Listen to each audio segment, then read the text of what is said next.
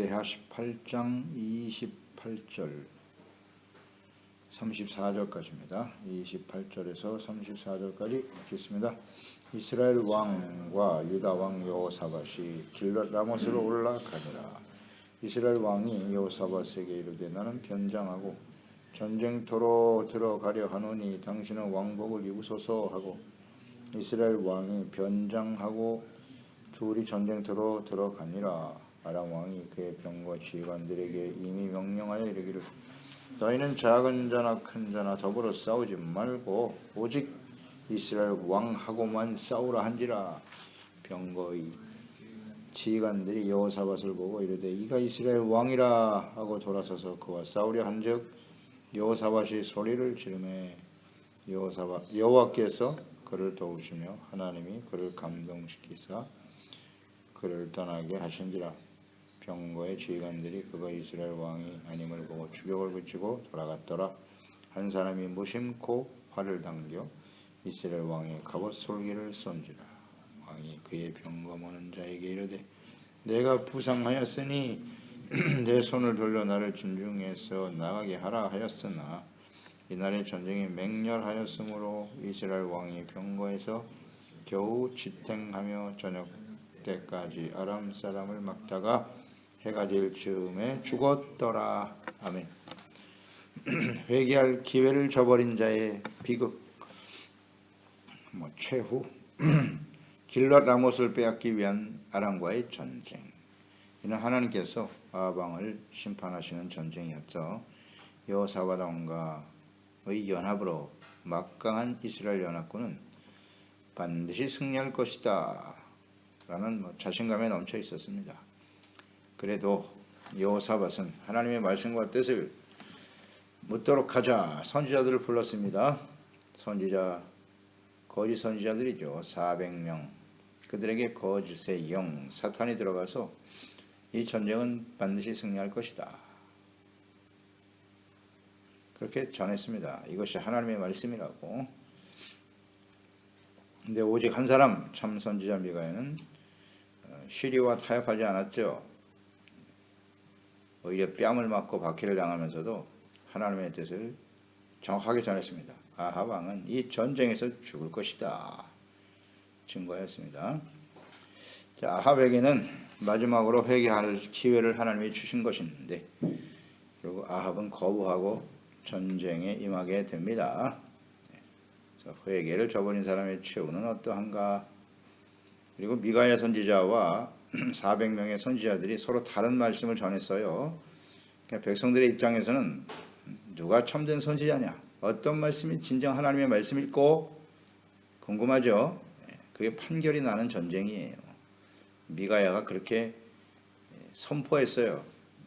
평안이 돌아오시게 된다면 여호와께서 내게 말씀하지 아니하셨으리이다 하고 또 이르되 너희 백성들아 다 들을지니라 선포했어요. 백성들이 어떤 말씀이 진정한 하나님의 말씀인지 여러분들이 주목하시오. 400명 대 1명의 참된 선지자. 누구의 말씀이 진정 하나님의 말씀인고. 28절에 아합과 여호사밧이 함께 전쟁에 참여하게 됐습니다. 둘이 같이 전쟁에 길랏 라못으로 올라갔다. 이 전쟁에 대해서 여호사밧의 제안으로 인해서 전쟁에 대한 하나님의 말씀과 뜻이 어떠한지 물었고 미가야를 통해서 하나님의 뜻이 선포되었습니다. 근데 아합은 이 말씀을 무시하고 전쟁에 임했고 여호사밧이 아무 말이 없네요. 제안은 여호사밧이 했는데 하나님의 말씀을 들은 이후에 여호사밧의 반응이 없어요. 반응이 없습니다. 조용히 있다가 그냥 같이 전쟁에 임하게 되었네요. 그러니까 여호사밧 자신에게는 이 싸움은 사실 명분이 없는 싸움이에요. 아합을 심판하기 위한 하나님의 전쟁인데 여기에 동참하게 되었다. 자, 이 상황을 우리가 묵상을 해보면 그래요. 여호사밧이 과연 이렇게 침묵해도 되는 건가? 될까요? 그러니까 미가의 선지자의 말과 400명 거짓 선지자들의 말을 다 들었을 텐데요. 그러니까 여호사밧이 분별을 해야 될 거 아니에요. 분별해서 어떤 것이 진정 하나님의 말씀인가를 본인이 깨닫고 선포해야 되지 않았을까요? 침묵하네요. 뭐 이 결과로 인해서 아합이 죽게 되는데요. 말씀대로 되죠. 하나님 말씀은 절대 그대로 이루어집니다. 그런데 여호사밧이 만약에 이 참된 미가의 선지자의 말씀을 듣고 아합 왕에게 권면을 하고 그가 참된 선지자의 말이 하나님의 뜻이니 당신은 이 전쟁을 하지 않는 게 좋겠습니다 하고 만류했다면 어떻게 됐을까요? 그러면 죽지 않았겠죠? 아합 왕이요. 하나님의 말씀 앞에 우상을 버리고 돌아오시오. 이것이 여호사밧이 해야 할 일 아니었을까요? 여호사밧의 침묵이 아합을 죽음에 이르게 한 겁니다. 죽음에 이르게 한 겁니다. 이 말씀을 보면서 에스겔서 33장 말씀을 묵상하게 되죠. 7절 이하에 보면 인자야 내가 너를 이스라엘 족속의 파수꾼으로 삼음이 이와 같으니라. 그런즉 너는 내 입의 말을 듣고 나를 대신하여 그들에게 경고할지어다. 가령 내가 악인에게 이르기를 악인아 너는 반드시 죽으리라 하였다 하자. 네가 그 의인에게 말로 경고하여 그의 길에서 떠나게 하지 아니하면 그 악인은 자기 죄악으로 그 악인에게 말로 경고하여 그 길에서 떠나게 하지 아니하면 그 악인은 자기 죄악으로 말미암아 죽으려니와 내가 그의 피를 너의 손에서 찾을 거야. 그러나 너는 악인에게 경고하여 돌이켜 그의 길에 떠나라고 하되 그가 돌이켜 그 길에서 떠나지 아니하면 그는 자기의 죄악으로 말미암아 죽으려니와 너는 내 생명을 보존하리라. 이런 말씀 있잖아요. 악인에 대해서 하나님이 너는 반드시 죽는다 라고 말했을 때 그걸 경고하라는 거예요. 그래서 본인이 돌이키지 않으면 그 죽음은 자신의 것이지만 만약에 그 말을 내가 하지 않았다면 그의 핏값을 너의 손에서 찾을 것이라고. 물론 선지자가 해야 할 일이기도 하죠. 미가의 선지자는 그 역할을 다 했어요. 당신은 이 전쟁에 가면 반드시 죽을 거라고. 그러면 이 말씀 선지자를 통해서 하나님의 말씀을 듣고자 제안했던 여호사밧의 입장이라면 당연히 이 말씀을 듣고 아합을 만류했어야 되지 않을까요? 침묵하고 있습니다. 우리가 하나님의 말씀을 들었잖아요. 말씀을 들은 사람은 선지자입니다. 우린 다 하나님의 말씀을 듣고 하나님의 뜻을 알았어요. 그러면 우리는 어떻게 해야 할까요? 우리 소중한 가족들, 소중한 자녀들, 함께하는 사람들에게 우리는 이 하나님의 말씀을 전해야 할까요? 침묵해야 할까요? 그대로 가면 죽는다는데 그 책임이 우리 가운데 있단 말이에요. 그 핏값을 너의 손에서 찾을 것이다. 그래서 우리는 부지런히 전해야 됩니다. 선택은 결정은 본인들이 하는 거고 전해줘요. 우리 역할은 전해주는 데까지 있어요. 하나님의 말씀을 들은 죄종들, 죄종의 입장에서도 마찬가지죠. 우리 성도들에게 하나님의 말씀을 전하고 증거할 수는 있어요. 그러나 제가 그들을 돌이킬 수는 없어요. 선택은 언제나 본인들이 하는 거예요. 그래서 계속 전해주어야 한다는 거, 여호사밧의 침묵이 아합 왕을 죽음으로 이르게 했다는 부분도 우리가 묵상해야 합니다. 29절에 아합은 여호사밧에게 왕복을 입혔어요. 그리고 전장에 나가게 했고 자신은 변장을 했다. 그러니까 아무래도 미가야 선지자가 한 말을 무시하기는 했지만 찜찜했겠죠. 혹시라도 내가 이 전쟁에서 죽으면 안 되니까 여호사밧에게는 왕복을 입히고 자신은 변장을 했다. 얕은 꾀를 쓴 것이죠. 장꾀를 부렸습니다. 변장을 하고 나가면 살 수 있을 거라 생각했겠죠. 사람들의 눈을 속이고 피할 수 있다고 생각하는 이 어리석은 아합, 이것이 우리의 생각은 아닌가요?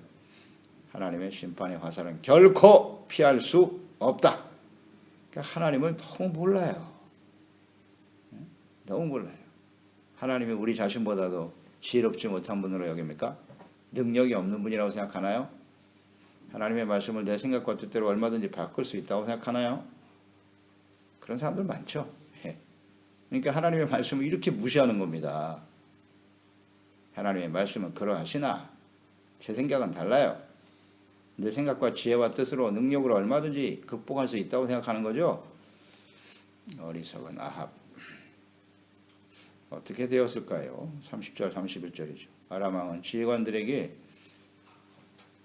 명령을 내렸어요. 작은 자든 큰 자든 병사들과 싸우지 말고 이스라엘 왕을 잡아라, 죽이라고. 이게 우연히 한 말일까요? 하나님께서 이 전쟁을 이미 계획하셨고요. 아람 왕이 이스라엘 왕만 죽이라고 명령을 내렸다는 거예요. 그러니까 이 아람 군사들이 왕복을 입은 여호사밧에게 덤벼든 거예요. 덤벼든 겁니다.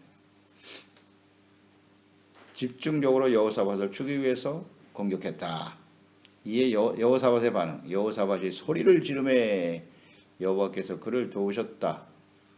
공격하는 병사들의 마음을 하나님이 감동시키셨다. 그리고 그를 떠나게 하셨다는 거예요. 여호사밧 여기서 죽을 뻔했습니다. 죽을 뻔했어요. 이 소리를 질렀다 그랬는데 무슨 소리 질렀을까요? 이 소리 지른 내용이 무엇이었을까 생각해 보면 나는 이스라엘의 왕이 아니다? 이런 소리 질렀을까요? 아니면 하나님께 부르짖어 기도했던 그런 소리였을 수도 있겠죠. 하나님께 부르짖었다. 하나님이여 도와주소서. 그랬을 것 같아요. 그때 하나님이 병사들의 마음을, 아람 병사들의 마음을 감동시켰다. 그러니까 이 전쟁이 사람들과의 싸움인 것처럼 보이지만 하나님께서 다 계획하시고 섭리하시고 그 전쟁 속에도 하나님이 계신다는 겁니다. 사람들의 마음을 감동할 수도 있고 오히려 심판의 화살이 되고. 보세요. 이 하나님을 이렇게 잘 알아야 됩니다. 하나님이 어떤 분이신지를 알아야 돼요. 근데 우리는 자꾸 눈에 보이는 현상만 생각하잖아요. 상황만 생각하고. 하나님은요, 인간의 지혜와 지식을 훨씬 뛰어넘는 분이십니다. 다 하실 수 있어요. 모든 상황 하나님 모르신다고요? 우연히 발생한 일일까요? 아닙니다. 하나님을 알아야 돼요. 그래서 하나님께서 여호사밧을 살려주셨어요. 그가 평소에 하나님을 경외한 사람이었기 때문이었고요. 아합은 변장하여 숨었고 그래도 하마터면 죽을 뻔했었습니다. 위기를 맞이하게 됐다. 여기서 우리가 묵상되는 바죠. 잠언서 13장 20절. 지혜로운 자와 동행하면 지혜를 얻고 미련한 자와 사귀면 해를 받느니라. 절대 진리. 미련한 자와 사귀면 안 돼요. 아니라고요. 말씀대로 됩니다. 말씀대로 돼요. 나와 사귀는 사람이 미련한 자인가 지혜로운 자인가? 지혜는 하나님을 경외하는 겁니다. 하나님을 경외하지 않는 것은 그게 미련한 겁니다. 잠언서에 가득하죠. 하나님을 경외하는 게 지혜입니다. 그래서 나에게 잘해주고 나에게 이익이 되고 나에게 도움이 되는 사람들만, 그런 식으로 사람들을 가까이 하면 안 돼요. 이거 수도 없이 배우는 말씀 아니에요? 지혜로운 사람과 함께 해야 돼요. 여호사밧이 하나님의 뜻을 알면서도 우상 숭배자요 교만하고 어리석은 아합 왕에게 권면하고 바로잡기보다는 침묵하고 전쟁에 참여했잖아요. 동참했죠. 옳지 않은 결정이었어요. 죽을 뻔했습니다. 하나님의 은혜가 아니면. 은혜로 산 겁니다. 이건. 그동안에 그래도 하나님을 잘 섬겼기 때문에 하나님의 자비와 긍휼이 작동한 것이다. 그렇게 생각하면 되고요. 이것은 우리 개인의 삶으로 적용시켜보면 우리가 하나님 앞에 완전하지 못하지 않아요? 이렇게 잘못된 선택과 결정을 할 때가 있죠. 있습니다. 그래도 우리가 지금 아직 이렇게 목숨을 부지하고 살아있는 이유는 하나님께서 그동안 우리를 사랑하신 하나님의 자비와 긍휼하심이라는 걸 잊지 말아야 돼요. 내가 의로워서 바르게 살았기 때문에 그렇지 않습니다. 하나님의 은혜예요. 그러니까 이런 자리에 계속 서지 않도록 이 전쟁을 통해서 여호사밧도 깨달아야 되는 거죠. 깨달아야 되는 거예요. 그러나 그 이후에 우리가 묵상되겠습니다만은 여호사밧은 너무 멀리 왔어요. 이런 아합 왕의 딸을 끌어들여서 며느리까지 삼았으니 참 안타깝습니다. 너무 멀리 와버렸어요. 이 전쟁을 통해서 깨달았으면 좋았을 텐데. 33절, 34절이죠. 이날의 전쟁이 맹렬하였다. 이스라엘 왕이 병거에서 겨우 지탱하며 저녁 때까지 있다가 화살을 맞아서 죽었어요. 무심코 쏜 화살이 이 아합 왕에게 맞았더라. 변장하고 자기를 숨기면서 전쟁에 참여했는데 아합 왕이 왕복을 입은 여호사밧이 집중 공격을 당하고 있었어요. 그때 아합 왕은 무슨 생각을 했을까요? 야, 내가 변장하기를 참 잘했다. 지혜로운 결정이었다고 생각하고 있었겠지요.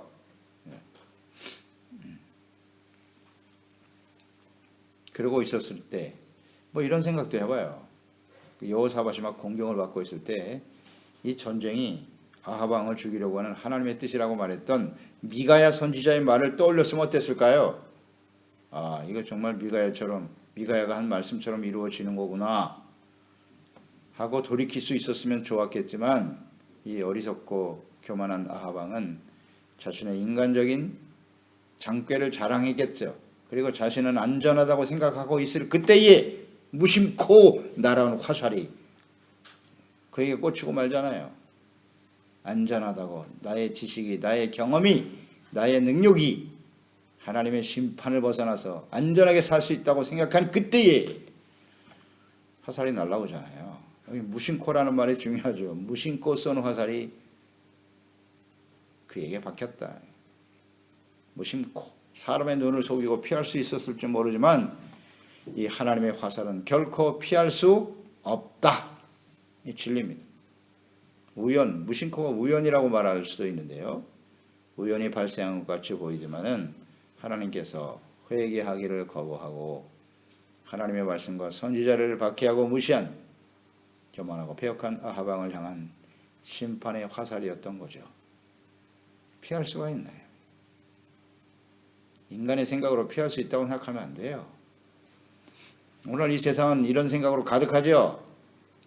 하나님을 저버리고 하나님을 무시하고 멸시하면서도 인간의 지혜와 지식과 능력으로 얼마든지 잘 살 수 있다고요. 노아의 홍수 이후에 하나님의 심판을 피해보고자 창세기 11장에 바벨탑을 쌓았지 않습니까? 높이 쌓아서 하나님의 심판을 면해보자고요.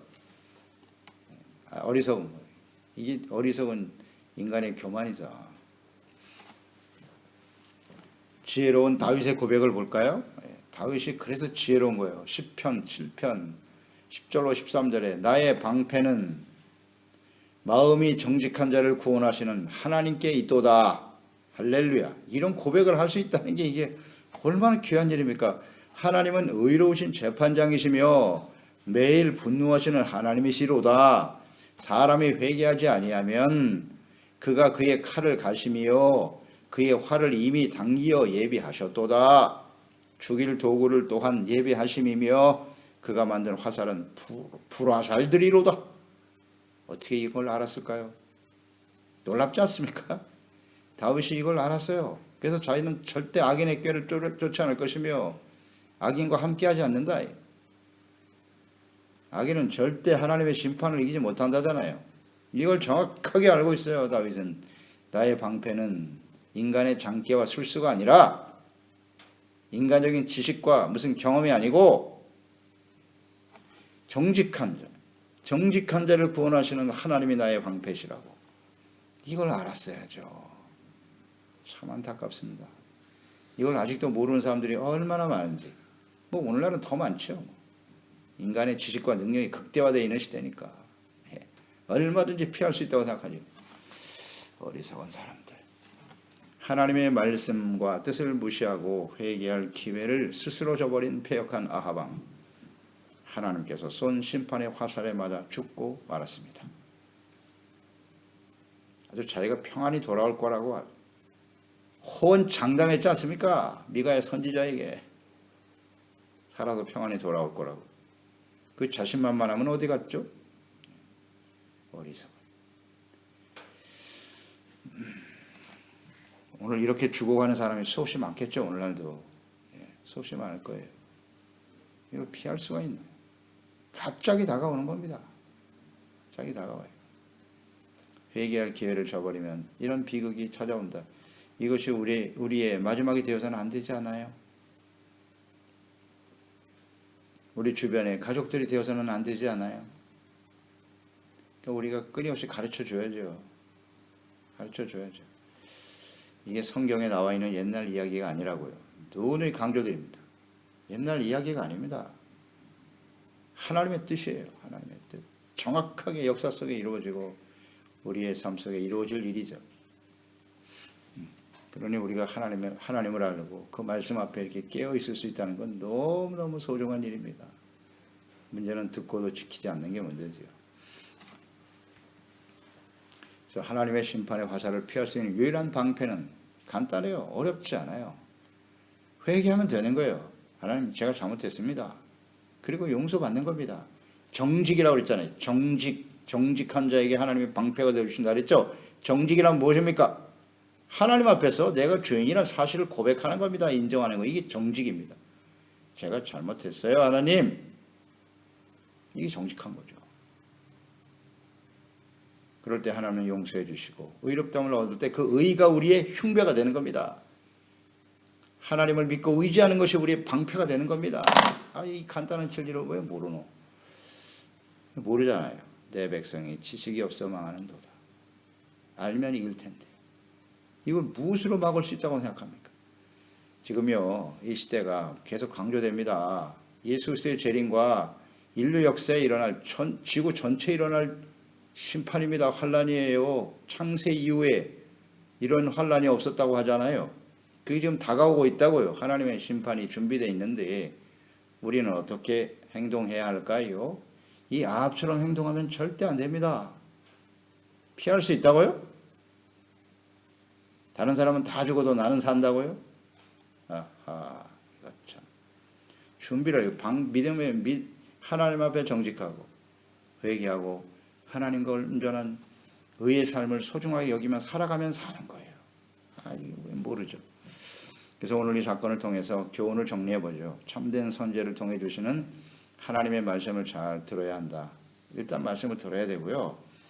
회개할 수 있는 기회를 절대 버리지 말자. 쳐버리면 안 됩니다.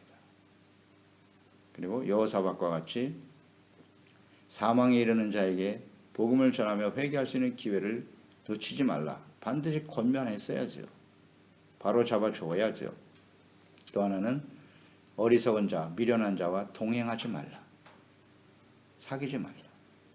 이거 깨닫는 거고요. 또 하나는 하나님의 말씀은 반드시 성취된다. 말씀대로 돼요. 하나님은 신실하신 분이세요. 또 우리의 미래는 오늘 이 순간 우리의 선택에 달려있다. 선택에 달려있다. 그게 우리의 미래다.